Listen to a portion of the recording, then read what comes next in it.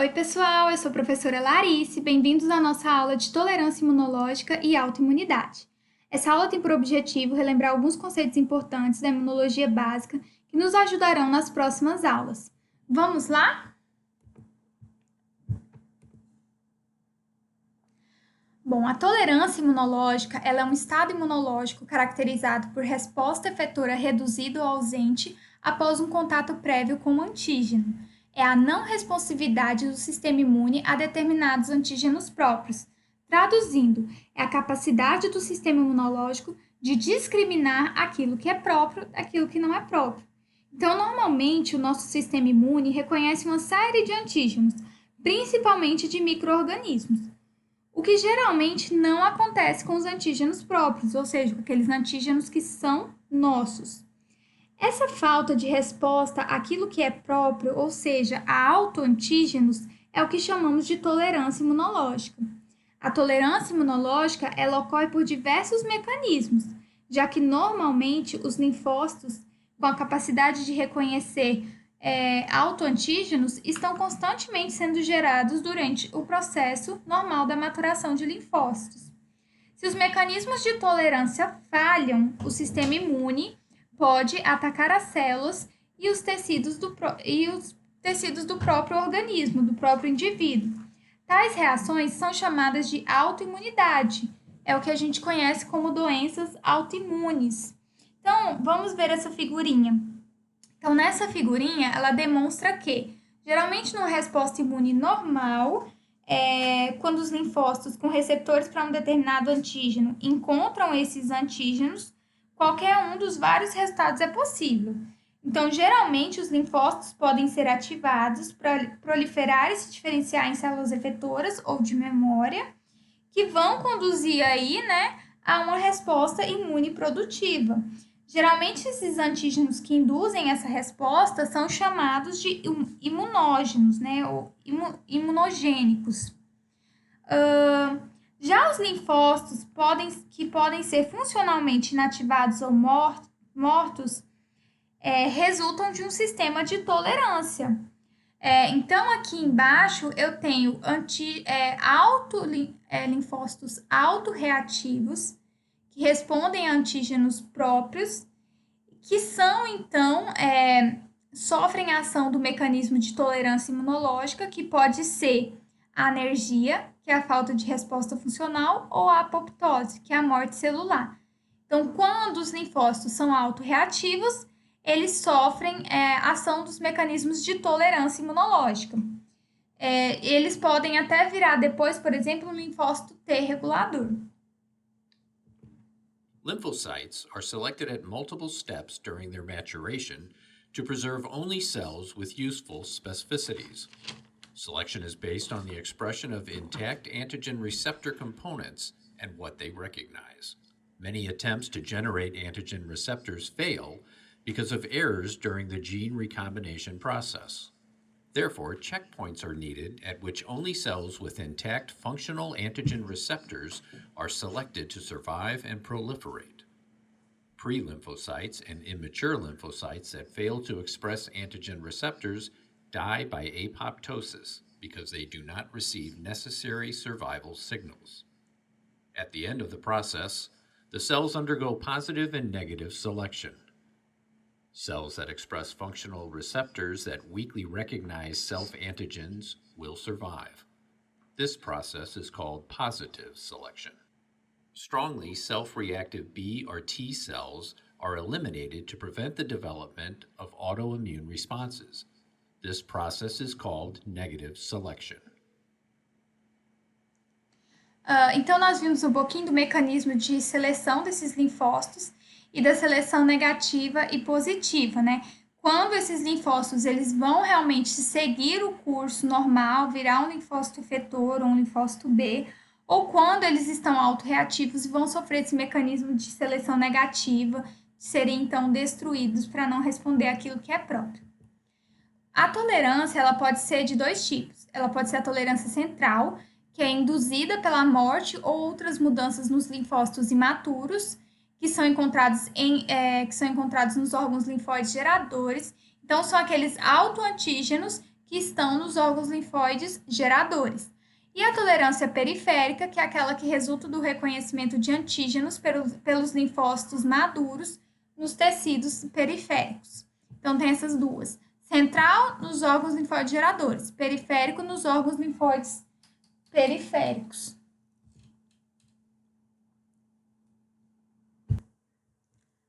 Vamos acompanhar então a imagem. Ela mostra exatamente os mecanismos de tolerância central no timo e na medula óssea e os mecanismos de tolerância periférica nos órgãos periféricos. A tolerância central, os linfócitos imaturos específicos para antígenos próprios podem encontrar esses antígenos nos órgãos linfóides geradores, que é o timo e a medula, e podem então ser suprimidos por apoptose ou deleção. Os linfócitos B, geralmente quando são autorreativos, eles têm troca de receptores, ou seja, tem uma edição de receptor para mudar então a sua especificidade. E alguns linfócitos T que são autorreativos, eles também podem sofrer um processo de edição e virar um linfócito T regulador. Esse linfócito T regulador, ele vai fazer supressão de outros linfócitos, inclusive de linfócitos autorreativos. Porque algumas vezes, alguns linfócitos autorreativos podem completar a sua maturação e entrar em tecidos periféricos. Aí é que a gente vai ter a tolerância periférica, em que os linfócitos autorreativos maduros podem ser inativados ou eliminados pelo encontro com autoantígenos. Então, eles podem ser inativados pelo processo de energia ou eliminados pelo processo de apoptose e podem ainda ser suprimidos pelos linfócitos T reguladores.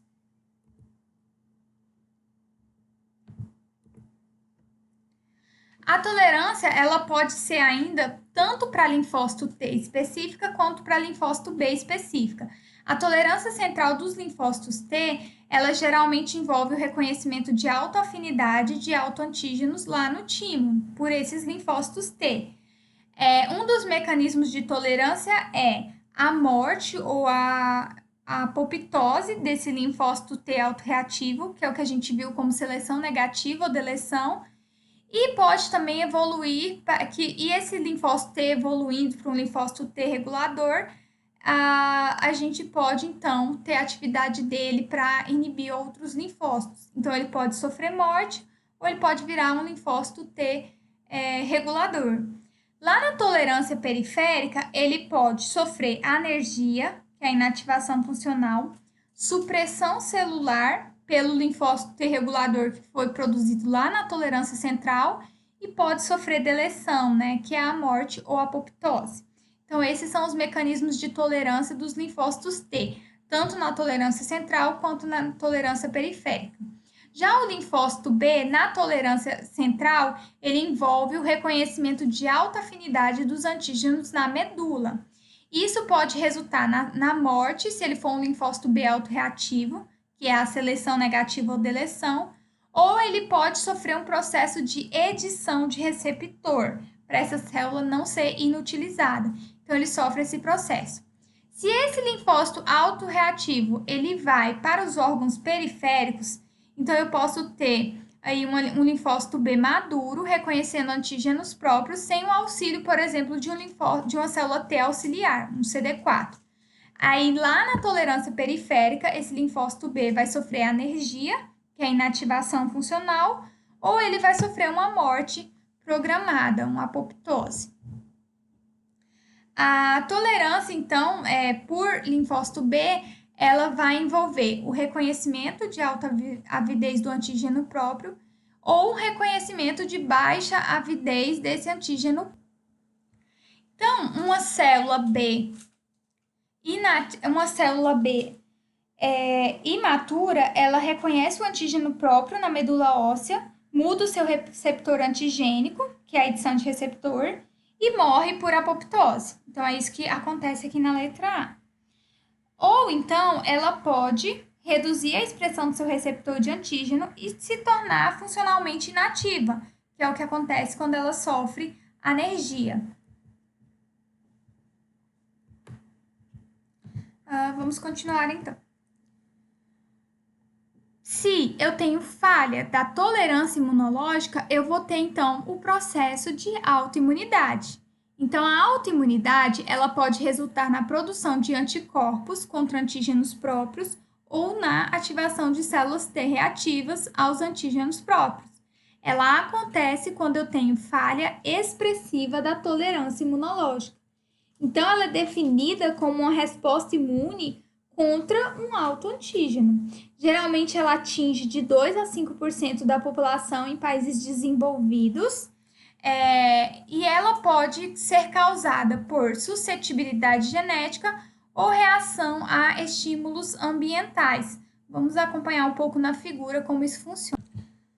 Então, nesse modelo proposto de autoimunidade mediada por células T órgão específicas, há vários, por exemplo, aqui, há vários losses genéticos, né, há vários locos genéticos que podem conferir uma suscetibilidade à autoimunidade, provavelmente influenciando aí a manutenção da tolerância imunológica. Então, eu posso ter uma suscetibilidade genética, um polimorfismo, uma mutação, alguma coisa que vai desencadear esse mecanismo da falha da tolerância imunológica e gerar esses linfócitos autorreativos. Os fatores desencadeadores ambientais, tais como infecções ou outros estímulos inflamatórios, eles promovem o aumento, né, o influxo de linfócitos para os tecidos e a ativação de células apresentadoras de antígeno, tá? Então, eu tenho aí, devido a alguma inflamação muito crônica, células apresentadoras de antígeno apresentando antígenos próprios a linfócitos. E aí que entra aquela parte da suscetibilidade. Se esse linfócito for autorreativo, ele vai reconhecer esse antígeno próprio e vai desencadear uma resposta efetora. Então, ele se sensibiliza, vira um linfócito efetor autorreativo e desencadeia uma resposta imunológica. Ele pode, por exemplo, ativar células fagocíticas, ele pode ativar opsoninas, ele pode ativar citotoxicidade. Tudo isso vai gerar uma lesão tecidual que vai desencadear essa doença autoimune. Então, os principais fatores no desenvolvimento da autoimunidade são a herança de genes suscetíveis e os estímulos ambientais, como as infecções. Alguns tipos de falha dos mecanismos de autotolerância envolvem defeitos na seleção negativa dos linfócitos T e B, como a gente viu lá no vídeo, número e função defeituosa de linfócitos T reguladores, então eles não conseguem fazer a função efetiva deles, apoptose defeituosa de linfócitos maduros autorreativos, então a apoptose falha, funções inadequadas de receptores, eu não tenho aquela edição de receptor que deveria estar acontecendo ou que deveria estar inibindo uma autorresposta, ativação de células apresentadoras de antígeno, que foi esse último exemplo, resultando na ativação excessiva de células T. Além disso, alguns tipos de infecção podem desencadear um tipo de resposta. Vamos acompanhar nessa figura os mecanismos pelos quais os micro-organismos podem promover a autoimunidade.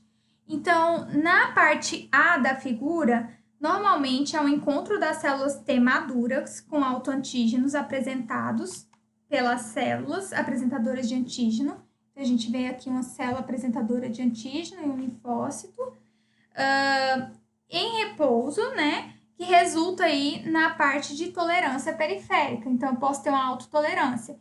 O antígeno é apresentado por um linfócito T reativo, gerando aí um mecanismo de autotolerância. Já em B, os micro-organismos podem ativar as células apresentadoras de antígeno para expressar coestimuladores, e quando essas células apresentadoras de antígeno apresentam os autoantígenos, as células T específicas são ativadas em vez de se tornarem tolerantes. Então, aqui, ao invés de elas se tornarem tolerantes, elas acabam sendo ativadas, acabam reconhecendo esse antígeno próprio. E aí também gera a autoimunidade. Já em C, alguns antígenos microbianos podem reagir de forma cruzada com um autoantígeno, né? É o que a gente chama de mimetismo molecular. Então, o antígeno microbiano é semelhante a um autoantígeno. E aí ele é apresentado a uma célula T autorreativa que vai reconhecer esse antígeno, vai ser ativada e vai desencadear uma resposta. Então, portanto, as respostas imunes iniciadas pelos micro-organismos podem ser dirigidas a células e tecidos próprios. E essa figura, ela ilustra bem esses conceitos que aplicam às células T, o mimetismo molecular, que também pode ser aplicado às células B autorreativas.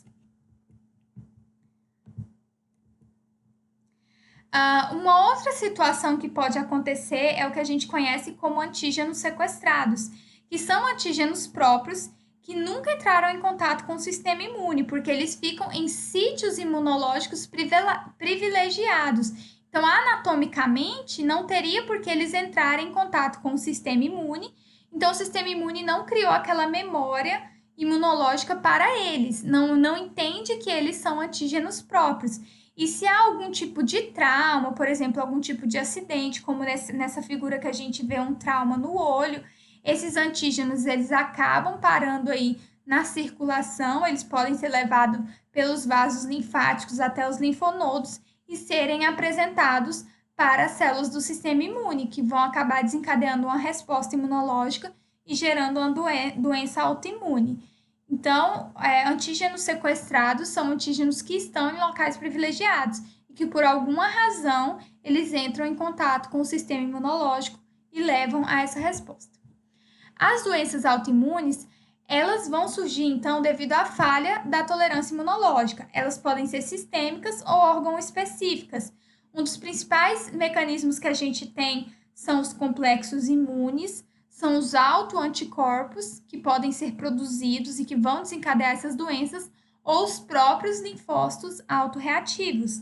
E essas doenças, elas tendem a ser crônicas, progressivas e autoperpetuadoras, porque acaba que não tem, às vezes, uma causa inicial definida, e por ser autoantígeno, então você sempre vai ter a expansão de epítopos, a produção desses antígenos.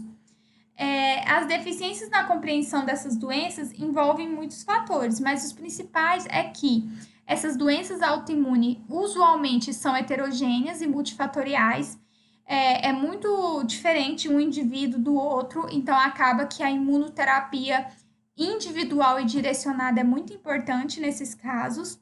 Os antígenos próprios indutores de reação, eles são, na sua maioria, desconhecidos. Então, aquele antígeno próprio que está desencadeando aquela resposta por um linfócito autorreativo, muitas vezes ele não é identificado. Você até identifica a célula principal que está envolvida, mas você não identifica o antígeno, a parte daquela célula que está ativando aquele linfócito autorreativo. As doenças podem se manifestar por muito tempo e elas podem se manifestar também, às vezes até em adultos jovens, idosos, podem ser desencadeados por um mecanismo de estresse, por algum tipo de infecção. Então, é muito heterogêneo e, como eu falei, vários tipos de fatores podem desencadear. O diagnóstico laboratorial ele envolve principalmente teste de anticorpos antinucleares, ou seja, pesquisa de autoanticorpos. A gente tem aí o FAN, né, que é o fator antinúcleo, a gente vai falar um pouco dele na prática, se Deus quiser, a gente vai ver isso. Ele envolve imunofluorescência. A principal pesquisa que a gente faz é para HEP2, FAN-HEP2.